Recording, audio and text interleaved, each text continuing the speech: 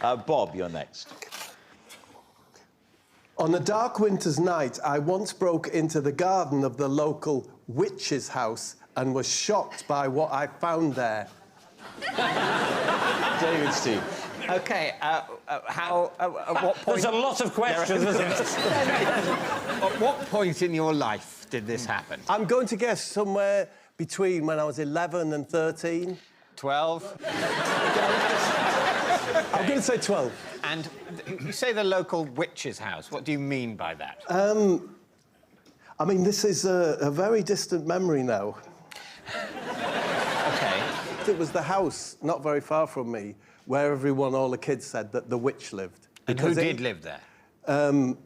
I don't know their name. Right. I'll call them Mary Candles. It had hedges at the front, you know, it's like uncut hedges, a front gate covered with hedging, and it said on the front gate, it said simply the words, "No thanks." No, really? So that's quite creepy, isn't it? Can I ask a question? You started that with saying you were shocked by what you saw there. Yeah. Yes. Yes, so shocked by what I found there. So what did you find there? I'm not comfortable with telling you that just yet. Sorry, I'm not. This is going so far, it's got to be a lie, isn't it? Let me just say, it does not have to be a lie. Whatever he says, however absurd, it could still be true. However plausible, it could still be a lie. It's just, essentially, what we are doing for this section is entirely futile. We will talk for a bit, then we will guess, then it will be over.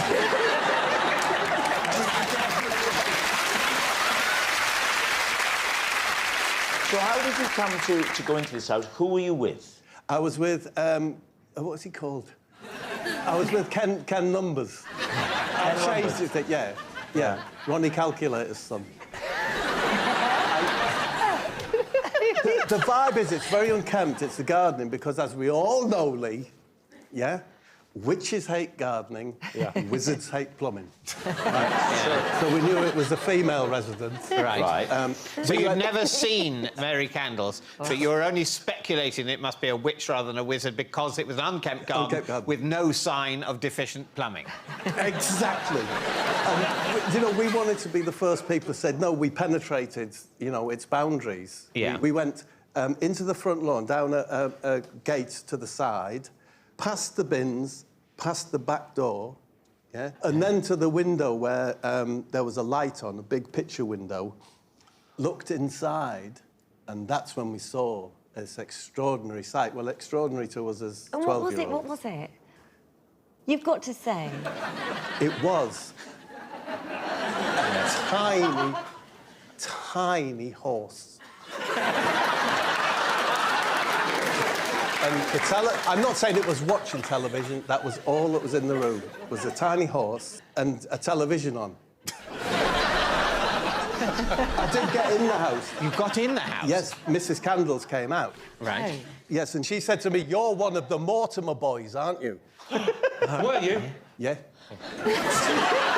So Ken said. And she said, "Would you like to come in and see the horse?" And she took us in, and it stank of paraffin. It was hot. That's horse? Hot. No, the house... I thought about the horse stunk of paraffin. The horse did stink, actually. Did he? Yeah. Of? Meat, hot meat. As we were looking at the horse, I always remember this, she came in, and she had a toilet seat in her hand. And she said, "If I give you some money, do you think you could get rid of this for me?" What did you do with it? Just threw it on our way home, just threw it somewhere else, I imagine. Did she say what the horse's name was? Max. Yes. Yeah. You'd have thought minimum. All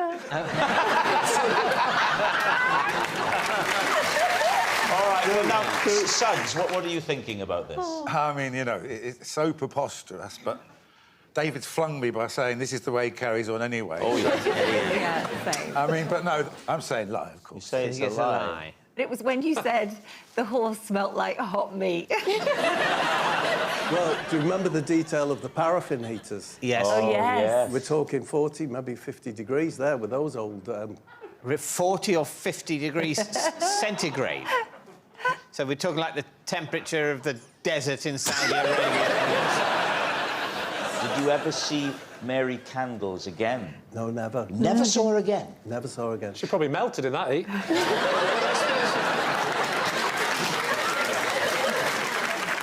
All right, what are you going to say then, David? Do we think lie? I think it's a lie. I think it's a It's lie. right, David. I think it is a lie. All I right, think they're saying it's a lie. Now, we should bear in mind that when it comes to Bob, David has a very poor track record.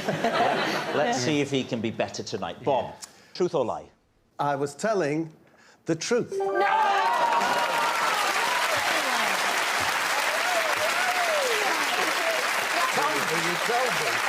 It's true.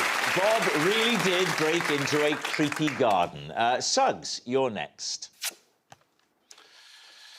I only found out madness were